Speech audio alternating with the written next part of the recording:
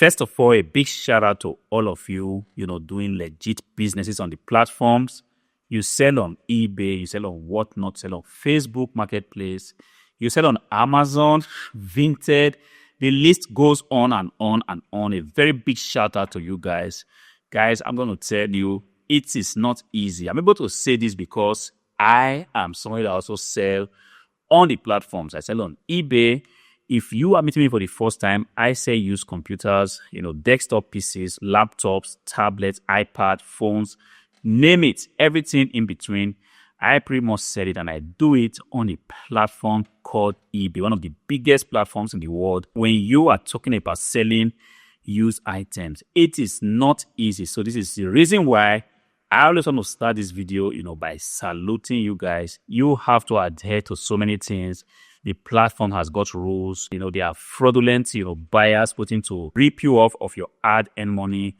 You have to continue to play the platform game. And one thing I have noticed, I'm going to talk from my experience, the platform needs people that will respect their buyers. See, there are 1,000 potential buyers that visit the eBay platform every day. And if you can show eBay that, look, you are ready to respect the people that they bring to your shop, because eBay kind of runs adverts on everywhere, on Instagram, on Facebook.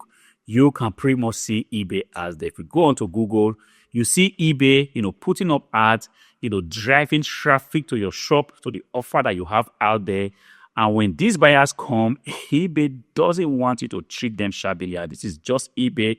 I'm going to be talking more about eBay because I am an eBay person. I sell on the platform. But the same thing goes for every other platform. It goes for Vinted, for Whatnot, for Facebook Marketplace. They bring people to your shop, and the listing they want to see is a station where you kind of treat their potential buyers with disdain. You do not respect their buyers. When they go ahead to buy things from your shop, you want to treat them shabbily. The platform is not going to be happy about that. And most times, they're not going to blink an eye and throw you off the platform because they see that you are not doing that which projects their ideas, which respects what they are trying to build.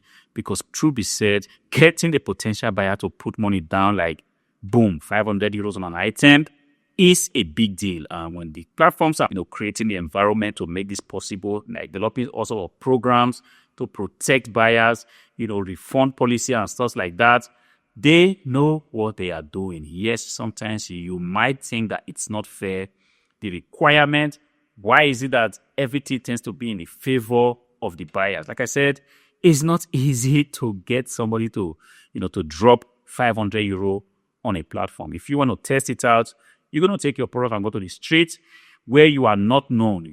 Put a table on the ground, display your product, and try to see if you can get somebody to give you money. Of course, you might be able to get somebody to buy your donuts or stuff like that for 5 euros, for 10 euros.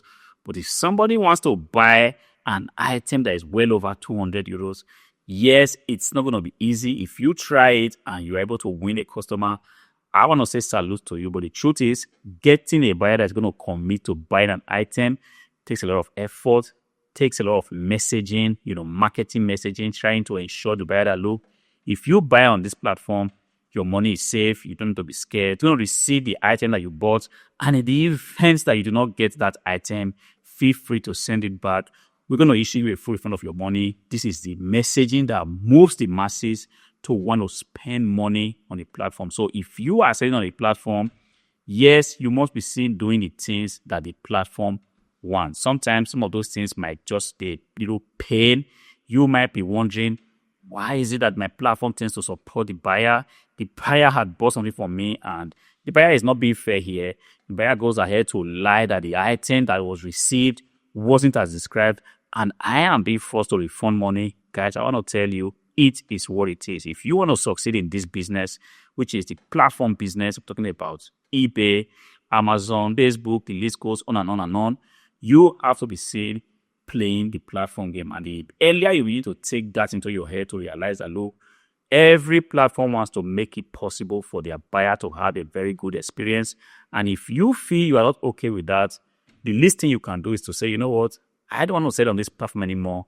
I want to go elsewhere. Perhaps I want to build my own platform where I'm going to be making my own rules, deciding who a good customer is or not.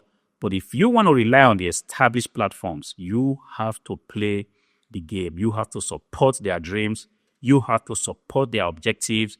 And their objectives in most cases is that the buyer, more often than not, should have a very good experience, should be satisfied. And you have to play your little role to ensure that that is so. In my whole, years of experience selling on the platform, I'm not going to say that it has always been a bed of roses. There have been times where I felt disappointed. I felt like, no, the platform should have done better to side with the seller. The platform should have done better to make sure that the seller doesn't get hurt. But at the end of the day, I realized that even if I have a platform of my own and I see that from the millions of people that tend to shop on my platform, one bad buyer is trying to make things difficult, I'm just going to give money to the buyer and let the buyer go away and keep my platform instead of being dragged with the drama that the buyer is trying to create. Some buyers are called disgruntled buyers. They just want to go, buy on a platform, try to make things difficult, and have a bad experience that they will then take away and begin to sing with. It's very easy for someone to go out there on YouTube and begin to say all sort of stuff about eBay. eBay is bad. I had a bad experience with eBay. I bought an item, I didn't receive it. All these bad news, tend to sell very well. And this is one of the reasons why the platform will rather the bad buyer, he will get his refund and goes away, and everything is cool because it's only buy something on my shop and the buyer, decides to initiate a refund, and I quickly give the buyer his money. I even say, you know what, you can keep the item. You don't even need to sell it back to me. There is just no way for the buyer to go around singing also bad comments. I tried to buy something, it wasn't possible.